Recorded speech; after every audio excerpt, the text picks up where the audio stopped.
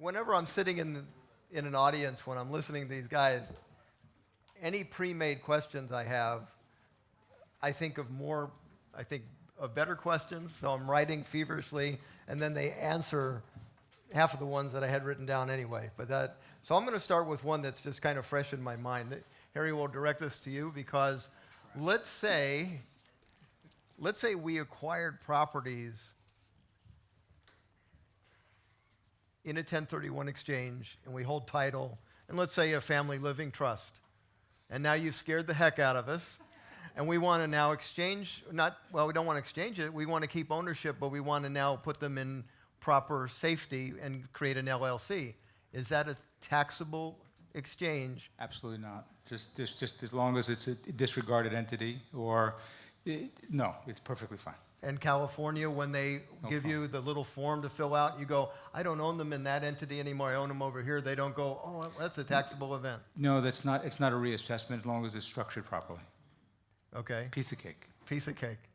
And if it's not structured properly, as long as there's enough holding period to show that you acquired the replacement property, held it as, or had the intent to hold it as rental investment property, which is usually 24 months or more, then you can contribute it into just about any type of an entity. You just have to make sure that's really what you wanted to do. So a lot of individuals will acquire as individuals, wait, say 2-3 years, and then set up a partnership or something, but that changes the entity that's holding title at that point. After that holding period, it's okay because you've demonstrated your intent to hold. I think there's two parts to that. One, by using a disregarded entity to begin with, because even for 2 years we don't want to have that liability. And then second of all, I think, Bruce, one of your questions was maybe more directed to whether or not to be a reassessment of that property under Prop 13, and the answer, if structured properly, the answer is no. Well, let's say it's not even in the state of California, so I wasn't worried about that, but I was worried about it being recognized as a resale, and having a taxable event where California come over and go, well, we're so glad you got rid of those, we're going to get you a tax. Yeah. If it's disregarded, it's disregarded. For tax purposes, that move is effective for liability, but doesn't have any negative impact on tax implications. Okay, thank you. Bill, no, let's now, I'm going to stick on this theme because I think there's going to be some 1031 exchanges going on, and I just wanted to try and make sure I understand the process. Let's say I've got an entity, or not an entity, I've got a property I'm going to sell in California, I'm going to exchange to a new construction in Florida.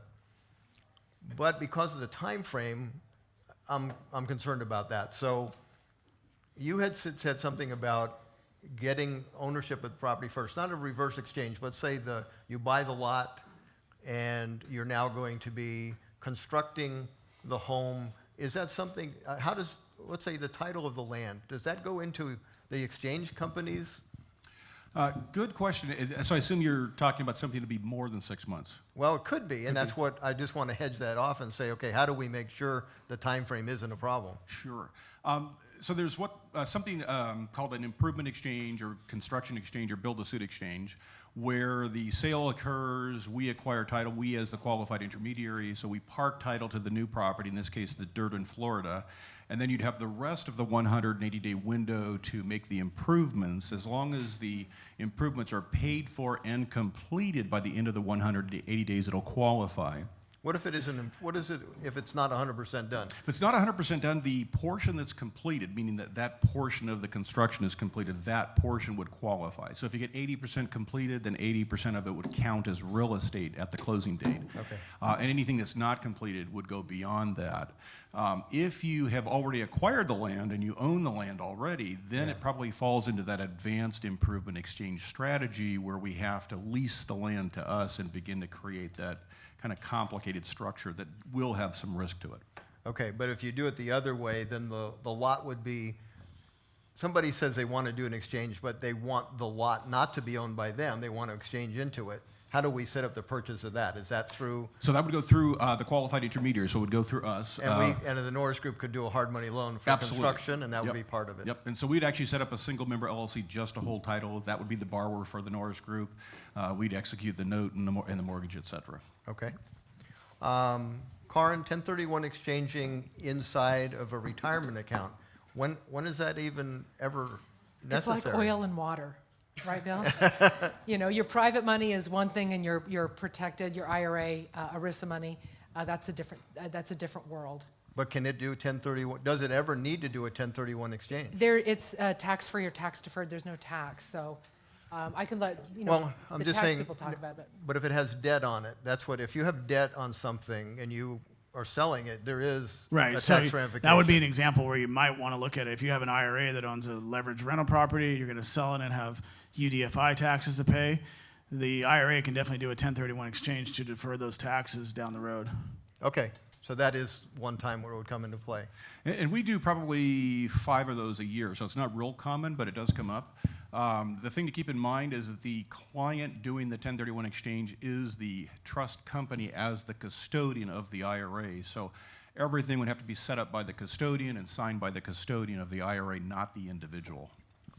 Once that 1031 exchange has been done inside of the retirement account, and let's say you retire the debt for some reason and it's paid off for over a year, does that become a non-leveraged issue when you sell it? Is it all just fine? Yeah, it should be, because under the leverage tax rules for the IRAs, they look back 12 months. So they look at what your average debt was on the property for the previous 12 months, and if you had paid it off 12 months and a day before, and then you sold it a year and a day later, then there shouldn't be any debt for that on that sale, and it should be a tax-free transaction. Okay.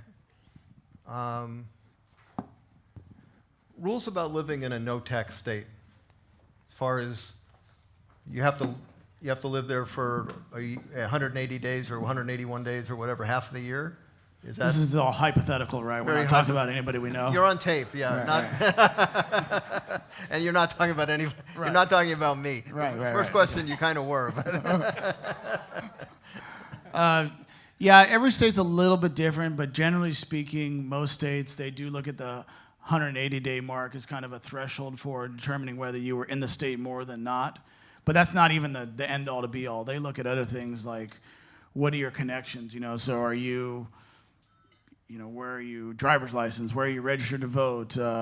You belong to any clubs? Where do you do your social activities? Those kind of things. Yeah, I think what I've seen is healthcare is a big one. So if you say you live in Florida, but your doctor, your insurance is all in California, that's a big giveaway that you're actually in California more than you should be. If you have kids that are still going to school, that's another thing they look at. Like Matt said, every state is different. Obviously, California is one of the more aggressive ones in terms of saying who's a California resident. okay.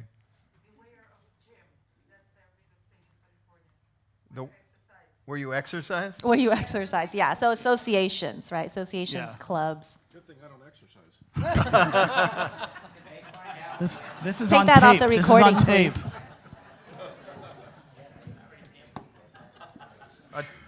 Is it still considered tape these days, or is this like video? I don't know.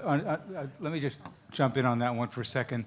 What you said about exercise is important. We've handled a few residency audits, and one of the clients failed because he said he was out of the state, certain, and they got him at LA Fitness for every time that he checked in and then blew the whole thing out. They'll look at your cell phone, they'll look at your power bills to see the power that's on and off in the property, where the phone calls are coming from. California is extremely aggressive. So what happens is you got the transaction, they do a residency audit, and you're exactly right. It's bad. If you're really out and you're really gone, it's okay. But if you try to fake it, they'll catch you. Okay. No, that's good to know.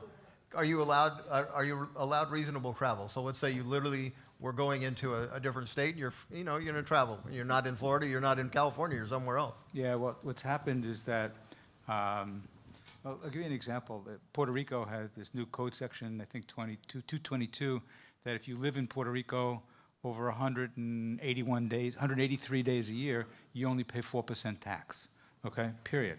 And so what happened is people were establishing residency in Puerto Rico, claiming that they were there, then they would travel out of Puerto Rico to France and this place and that. And they really weren't in Puerto Rico that long, and they nailed them.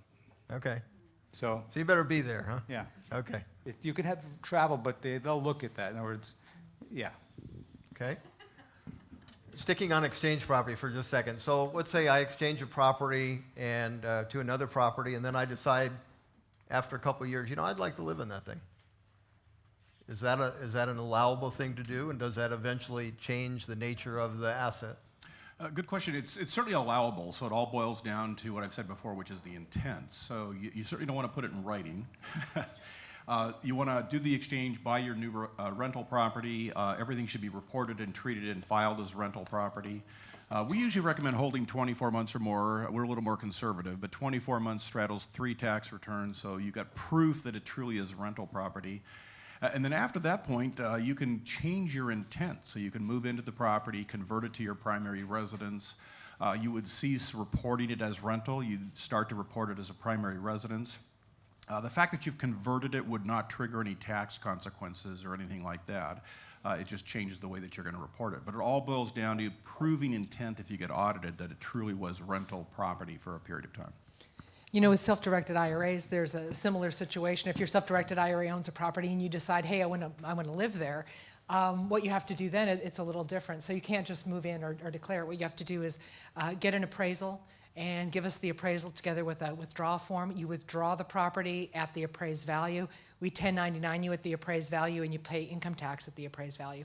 And that's the only way you can have personal use of a house that your IRA owns. Let's talk about flipping inside of a retirement account, okay? So we're doing our thing, and we decide we'll flip some houses. That'll be a good revenue generator.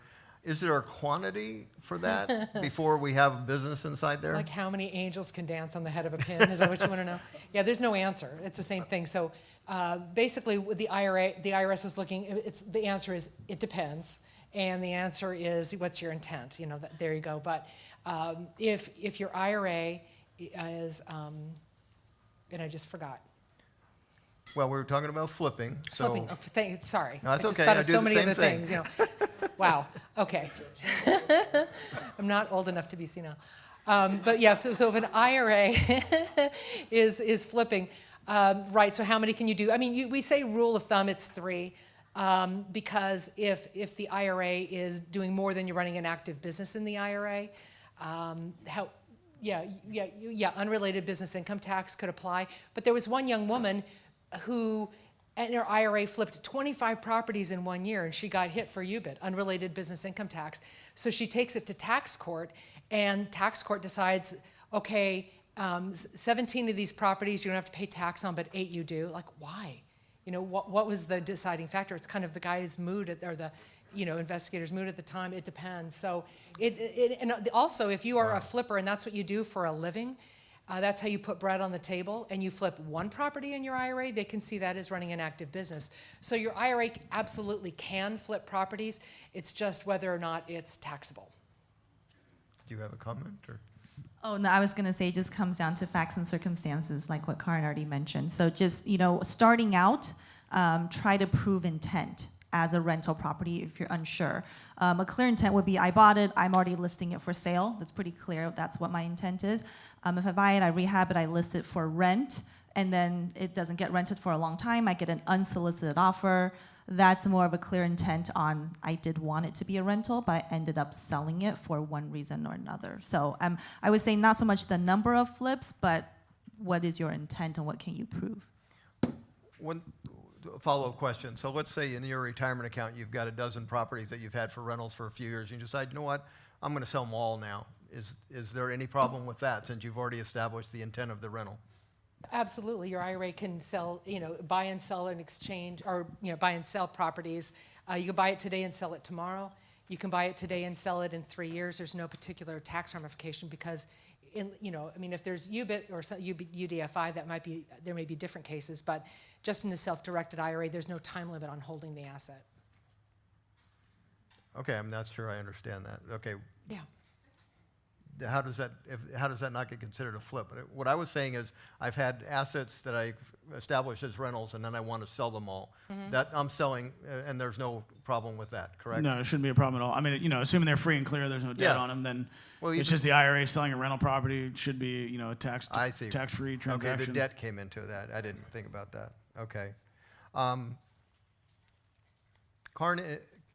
I'm trying to figure out how to get around the flipping rule while we're still no, but we're on tape, so I want to, because let's say I get an option on something. An option. Someone approached me with a deal, and we discussed about the ability to get an option on it would be safer, but I'll give you an example of an option that turned very little money into a lot of money. Right. So if this was in my Roth, let's just say that this is what happened. I got an option on, I think it was 80 acres in Paris, California.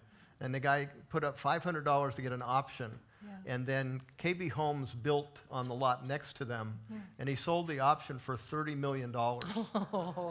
And it was in my Roth. And let's say it happened in a very tight time frame. Let's say Yes. it happened in a month. Yes. Is that a non-taxable event to the Roth? And is it a flip? It sounds like it would be a non-taxable event to the Roth, but I'm pretty sure if for $3 million, you get a visit from the IRS. They come chat with you because they're very sensitive about Roth stuffing, since Roths are tax-free if you've had them for 5 years and if you're 59 and a half. You have to meet those two qualifying criteria, but if you do, then the money is tax-free for life.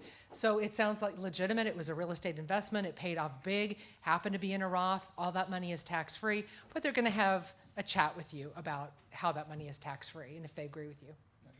I can help with that just a little bit. It really turns on one thing. If there's no preconceived notion that Yeah. that was happening, I think you're okay.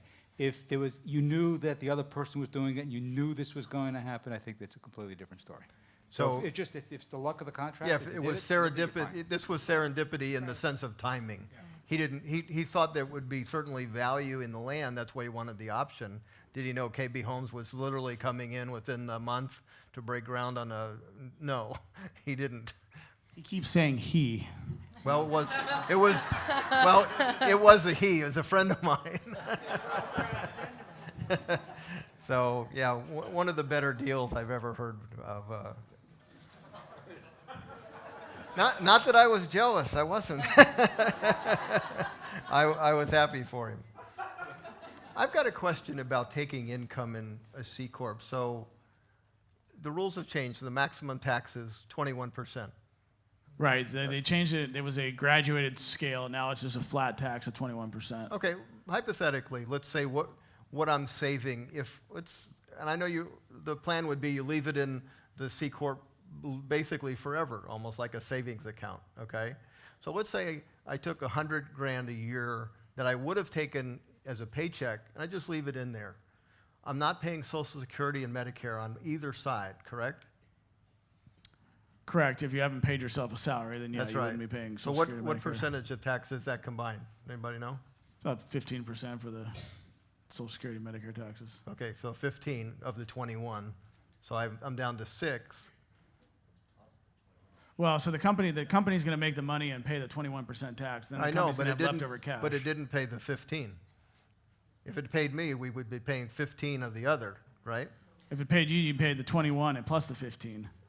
Okay, but I'm just saying, I'm trying to figure out what the net tax rate is if you leave it in the C corp. It's 6%. So is your question if I took the income in my LLC or disregarded entity versus paying it into a C corp? No, if I took it as a paycheck, if I took $100,000 out as a paycheck, my company would pay the Medicare and Social Security on half the side. I would pay it on the other side, and I'd pay personal income tax. Or I could leave it in the C corp, and I'd get taxed at 21%, but I would save 15 by not paying Social Security and Medicare. My net tax is 6.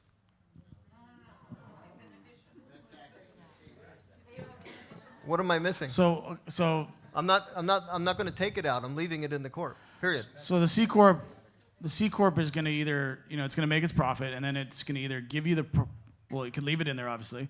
Okay. Or if it's going to give it to you, it could give it to you in the form of W-2 compensation or Correct. a dividend. Right. Well, that's what I'm saying. What's the disadvantage of just having a savings account in the C corp if you were saving 50? No, I mean, with overall strategy-wise, the C corp can make sense if you're going to leave the money in. Right. For if you're going to for a leave in there. If while. you're not, it doesn't make any sense. Right. The numbers still don't usually add up because of the double layer of tax. But I think there's. Is there a flaw I'm missing? Yeah, because when you pay yourself from the C corp, let's say $100,000, right? That's your second option. It's a deduction to the C corp, but it's taxable to you for income and self-employment tax. Right. So right? the tax is So higher. you're paying both. Yeah, you're still paying both tax if you paid yourself the W-2 versus if you leave in the C corp, you're paying 21%. But you're not paying the other 15. But you're not paying self-employment tax, right? Or you eventually, if you take it out, it's dividend tax, Yeah. 15%. Well, yeah. If you take it out, that's a problem. If you never take it off, it sounds like a deal. Go ahead. Yeah, I'm glad we get to bat this around. But. Okay. Sounds great until they say it's an unreasonable accumulation that's not being held for business purpose. They force you to take it out and you're screwed. Yeah, there's.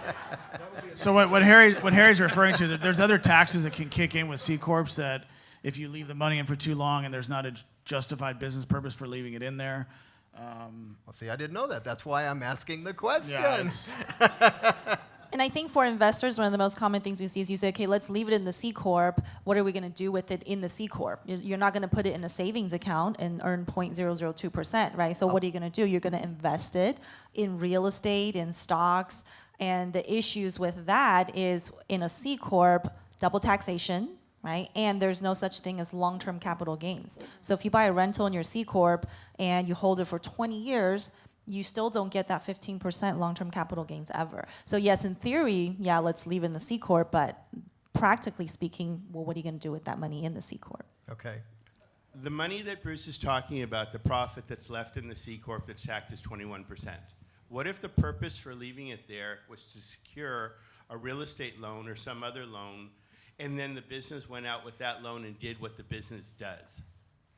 yeah, I mean, that can be a justified reason for leaving it in there. Then it's just a matter of, there's, we can get into hours of this, but C corporations, there's also taxes for doing too much passive investing inside of a C corporation. So you got to watch out for that, where if, in that scenario, the only thing the business may be doing going forward is investing in passive income generating type of assets, that could be a higher tax than 21%. So there's pros and cons, and it's one of those things you definitely want to work through the scenarios, and what are you going to do with the money is a big question. And I think it's also important to talk about exit strategy, right? It's one thing to say I'm going to leave it in the C Corp for a long time, but there is going to be an exit strategy. It's not going to be there forever. Why? At some point, Why? it's going to come out, right? Why? Well, what if you die and it says, okay, that's an asset to somebody? Is that a taxable event to the To the beneficiary? Yeah. Not for income tax purposes when they Correct. inherit, but but at some point the money's going to come out to Why? invest, right? No, why? What's wrong with it investing? It got the lowest tax rate ever. It's at 6%. I mean, I'm really, Yeah. but I understand think- what Harry said. That could be a problem if it accumulates too much. Then they go, well, wait a minute, you're pulling the fast one. I'm not trying to pull a fast one. I'm trying to do the math and say it makes sense to leave it there. I think it depends on the taxpayer. Most taxpayers do want to use that money at some point in time. So yes, if you don't want to use it, Well, you don't you ever want to aren't- distribute it or payroll to Well, you. right, you can use it. It's just you're going to have it grow in a. Can it become also a personal holding company? So You become a that's what I was personal referring to holding earlier. company. There's a tax called a personal holding company tax that if you're doing too much passive investing inside of a C corporation, then they can tax you at a higher rate than 21%. All right, I can't win, huh? No. Okay. There are people that stay up at night and think about this crap. I got to hang around you guys more often. Do you want to take questions a little bit while we're on specific topics? Is that okay? I don't want to interrupt the flow. I don't want to do that just yet, okay? Okay, will you write it Okay, down and so we'll hang get to on it? there, Okay. because I wanted to ask this one. It's a little bit of connection on stuff that we've talked about recently.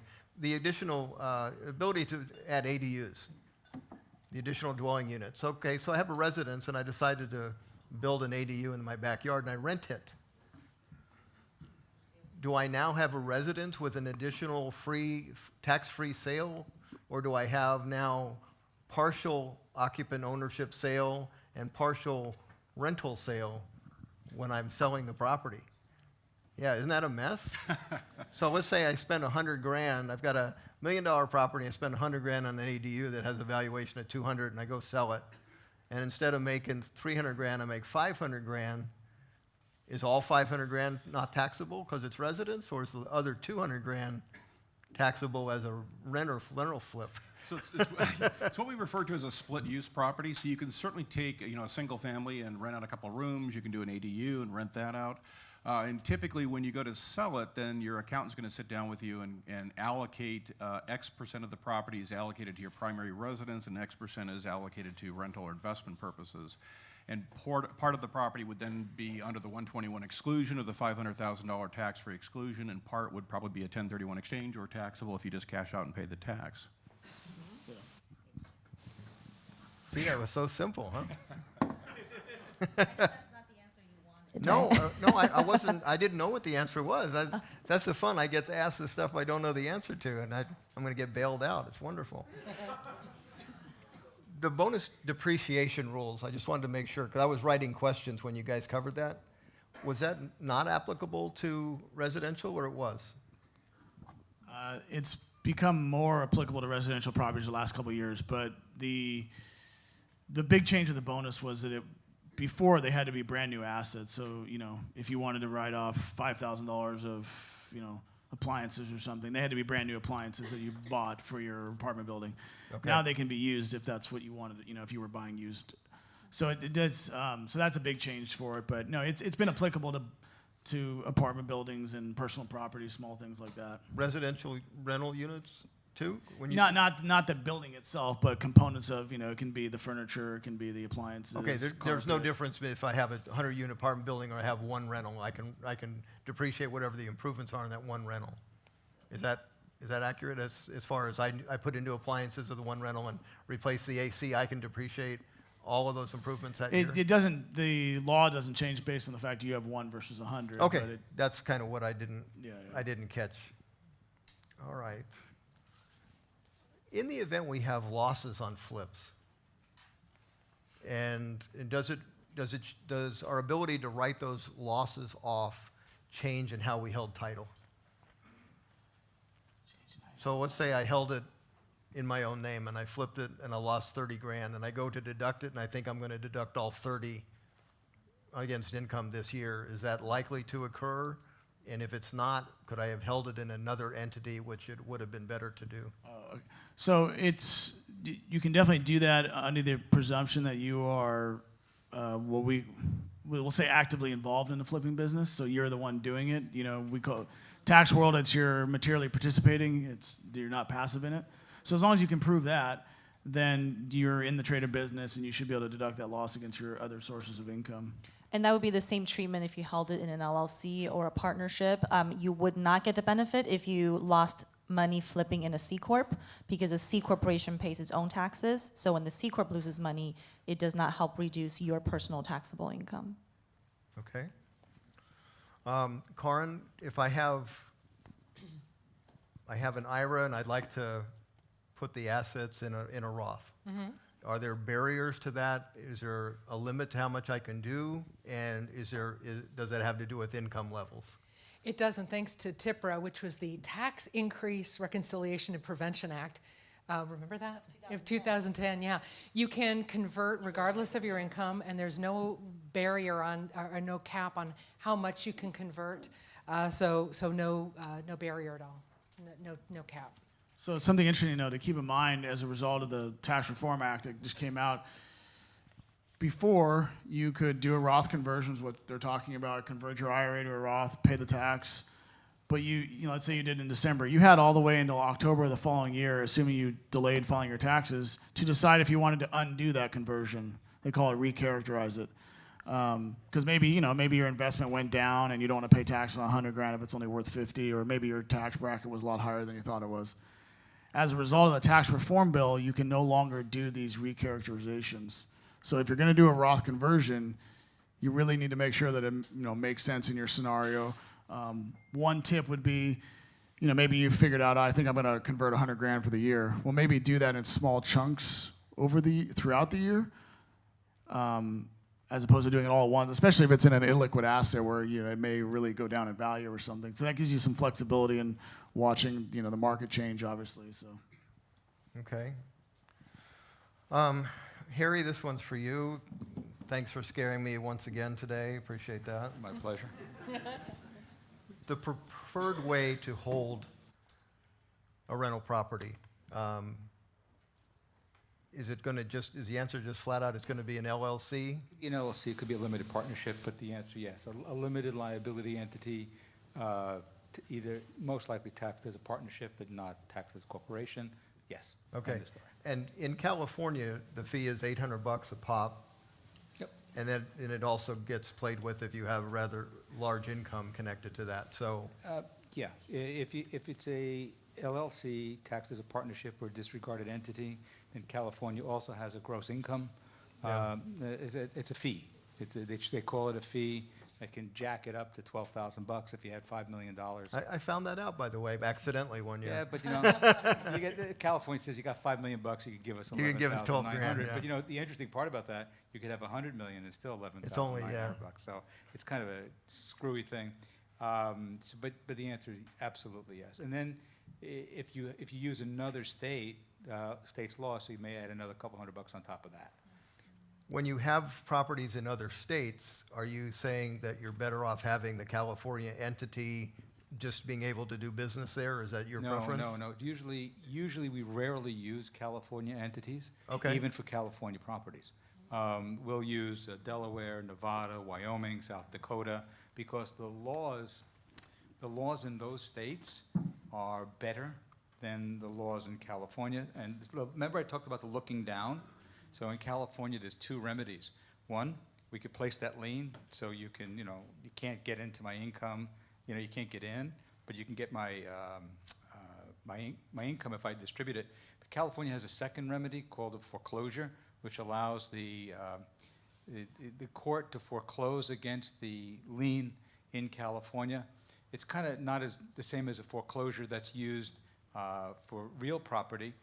Someone still doesn't get managerial rights, but it transfers the economic interest out.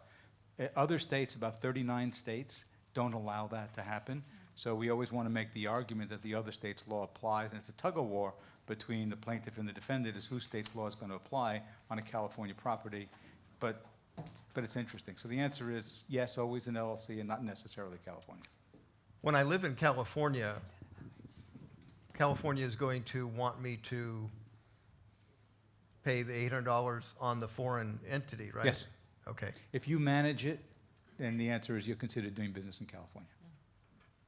So the seminal case on that happened in a couple living in San Diego, had several properties in Utah. They had a property manager in Utah, collected all the rents, made all the deposits, had all the bank accounts in Utah, and they claimed they weren't doing business in California. The Franchise Tax Board, in an uncontested ruling, but it's probably going to get contested, said, do you have the power to fire the property manager in Utah? And they said, yes, we do, so therefore you owe the $800. Greedy. Okay. Bill, just for everybody's knowledge, and then just anything that sometimes people try to get, tricky when things don't work out so well. So time frames for exchanges. What are the two main time frames? Can you define tricky? Well, how about backdating? Ooh, yeah, it's the ooh. We call those the accommodating accommodators. So with both forward exchanges and reverse exchanges, you've got 45 days to identify what you're going to acquire or sell, depending on which exchange you're doing.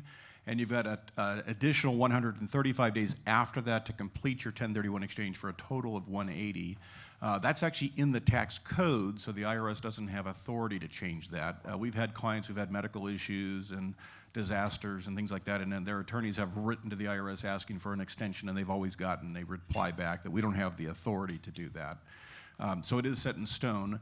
Anyone who's trying to identify after the 45-day window is always suspect. It's probably tax fraud, so if you're involved, I would just walk away and not get into that. The regulations also say that you have to identify to a party involved in the 1031 exchange, so the question is, who's the party? And the IRS has never defined that. From my perspective, the 1031 exchange has a 1031 exchange agreement, and the parties are the taxpayer and the qualified intermediary. So to be safe, you always identify to the qualified intermediary. Some people try to identify to the escrow or the title or the broker or the accountant or attorney or what have you, and that, if the IRS comes back and says it should have been identified to the qualified intermediary, they have a problem. So I would always identify to the QI. What are the penalties for changing dates or saying you had something that you didn't? You want to take that one? It's nasty. Yeah, it's jail. It's fraud. Simple. Simple answer. What was that? What was your famous phrase? It depends. Where was that? Not depends. Just cut and dry. You're in big trouble. That's why I mentioned it. Don't do it. It's not never cut and dry when you're dealing with a criminal action because the burden of proof is on the prosecution. But at the end of the day, if you're found guilty of that, you will go to jail. And they do put people in jail for that. Okay. Absolutely. The whole tax system is dependent on that.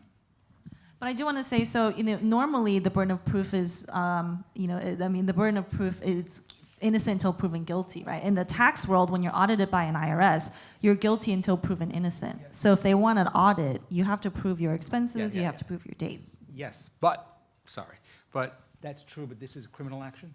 And in a criminal action, the burden of proof will switch back to the IRS and becomes beyond a reasonable doubt. That's the case in the audit transaction, civil audit, but not criminal. I don't want to get involved in that. Okay. It would be hashtag walk away.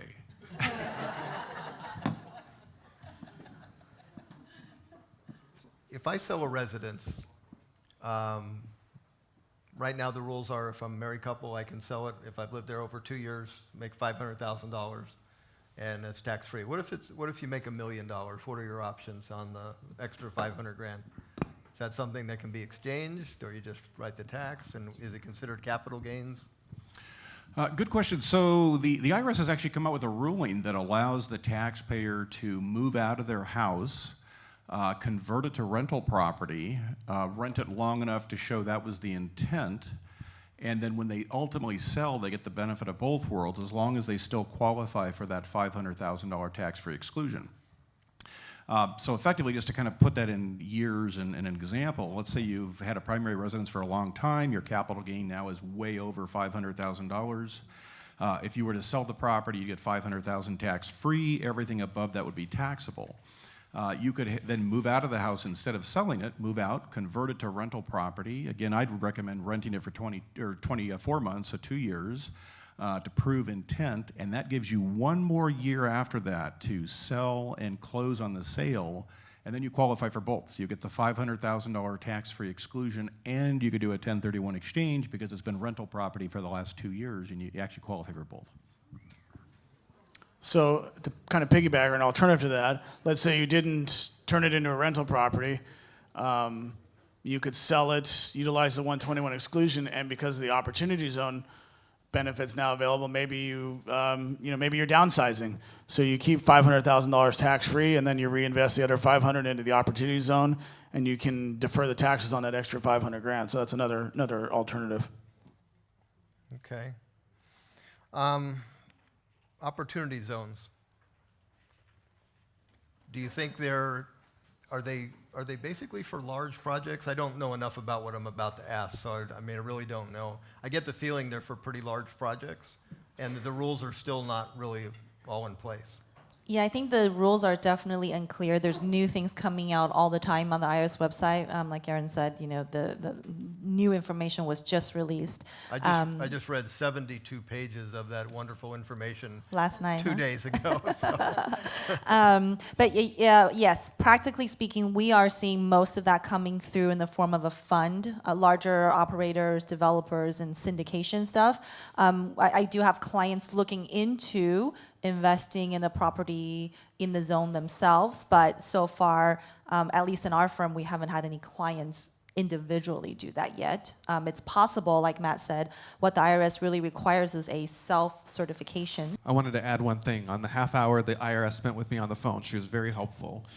There was something that she said about you could be the correct entity, you could be in an O zone, and you could buy a property that is appropriate in the opportunity zone. However, if you don't spend enough money on the rehab, it could kick it out and you can get in trouble. So all three have to qualify, and do you know the threshold of that? So you can't just put paint and carpet on a house in an O zone and be like, oh, I'm good.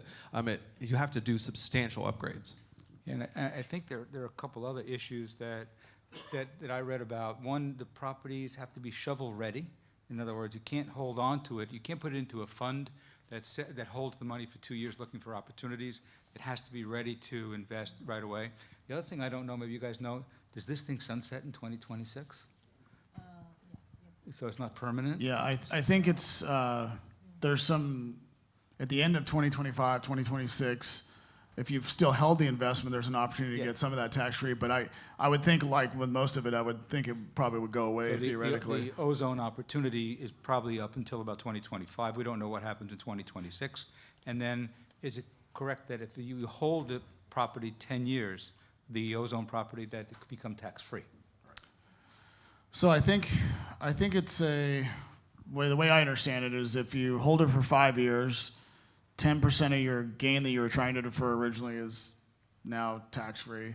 If you hold it 7 years, it's 15%. And then if you hold it 10 years, the gain that you got after you bought it, so not your deferred gain, your gain after you bought it can become tax-free. Tax-free, yeah.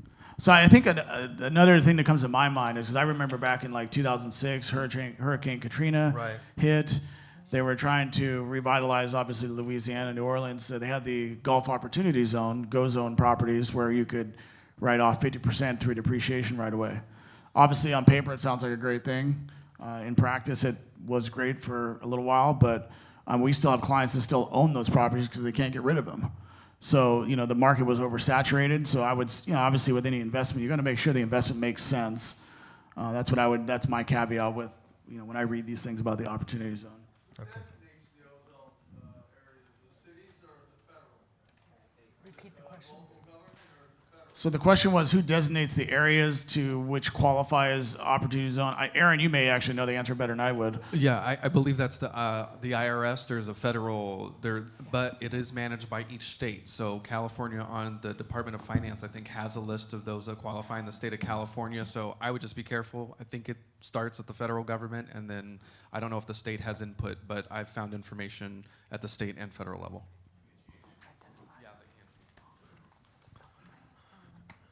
So the question was, can it change? Yes, my understanding is they are still adding areas that are eligible for the ozone credit. So the IRS has a live link that you can check 24/7 to see which are, the current listing. We have a question up here. Not so much a question, but I think from what I found out when I was really excited about this and thought it would work out really great, is that you have to, within 3 years, put in additional extra to the same value that you purchased. So if you put in $1 million, you've got to put in another $1 million cash in rehab, can't even say it, rehab or refurbishment within that 3 years for it to be validated. If you That's don't, what then I it read doesn't. as well. That's a lot of money to come up with, to be honest. Yeah, that was what the bummer. It sounds really good until you look at the numbers and the substantial amount of improvements you have to have. Just one clarification on that. So the substantial improvement test, the regs that came out last week, what they said was the substantial improvement applies. You could back out the value of the land, so it has to be to the building only. So if you bought a property for $1 million, and the land value is $800,000, and the building value is $200,000, your substantial improvement would only have to be for the $200,000 for the rehabilitation. One of the questions I had on the accounting side. Say you have an asset that you're selling and you're recognizing capital gain that you want to take into an opportunity zone. But this is a property that you've been depreciating all along and you've had it for years. And so now you trigger a recapture of depreciation. Does that recapture count as capital gains that you could take into the opportunity zone, or is that disqualified and you got to pay the tax on that recapture? How does that work? That's a good question. And I haven't read anything from the IRS, even the most recent disclosure to discuss that. So it's an unknown. I don't know if I would take a stance either way. Because I think usually if it's 1031 exchange, you can defer the depreciation recapture. So if you follow the same kind of theory and thinking, then it'd seem like you would be able to do that with an ozone investment. But I unfortunately don't know the answer to that. Yeah, and another question I had was, we have clients that are looking to whether a reverse ozone, was possible. If you bought a property in the ozone and then you decided, well, now I have a bunch of stock that I want to sell, does that work?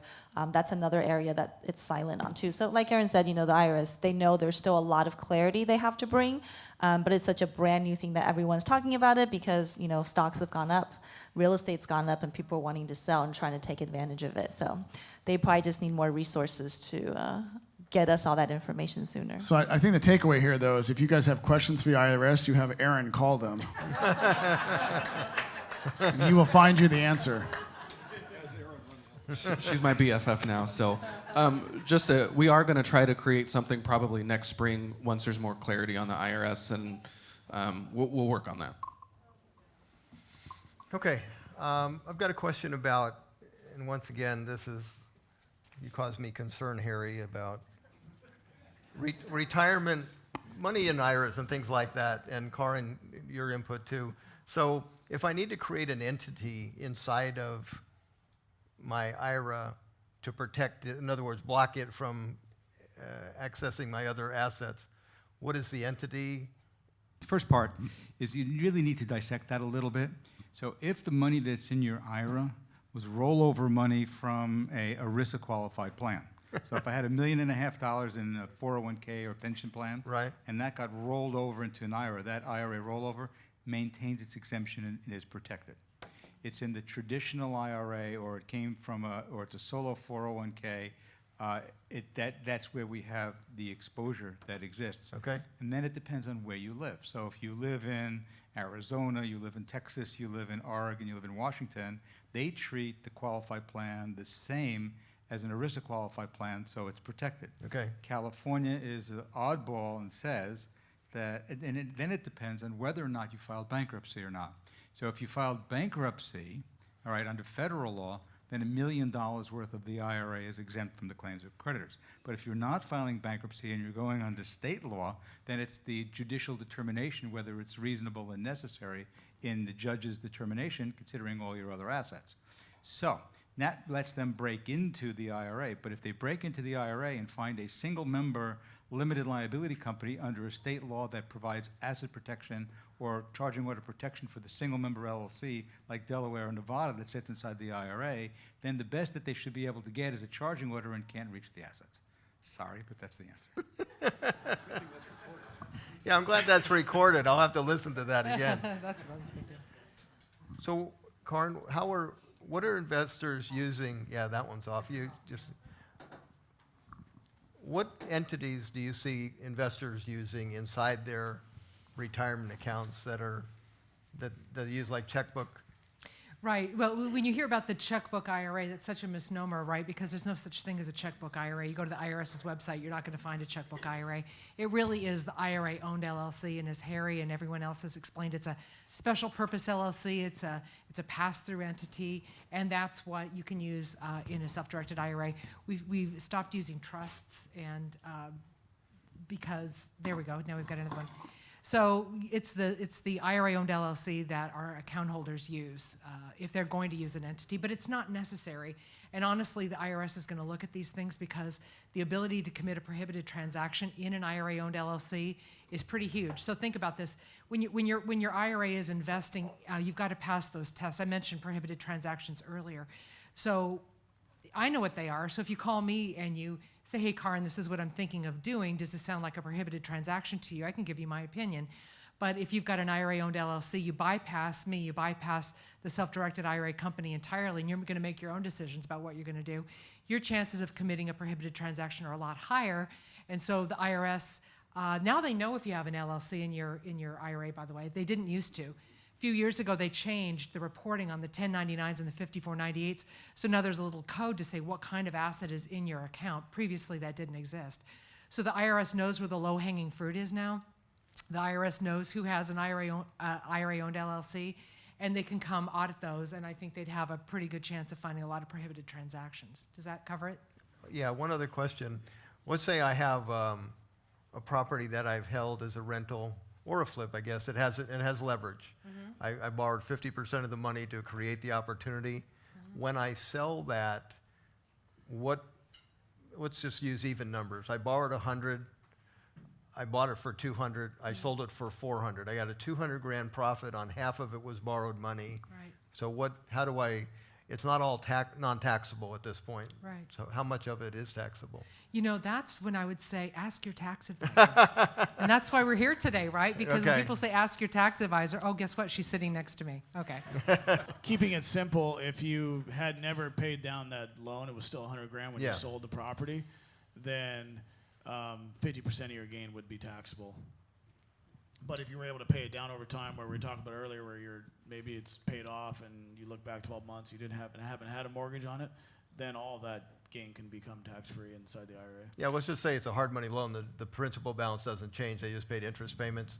What's Yeah, the, then what's the simple answer is it'd be about 50% because that's what, your loan was 50% of what you bought it for. okay, and the tax rate on that is individual tax, The tax basically? rate, that's a good question. The tax rate is actually very high. You're taxed at the trust tax rates, which kick in. The highest rate is about 37%, and that kicks in after about $12,000 of income. So it's obviously a lot worse than individual rates.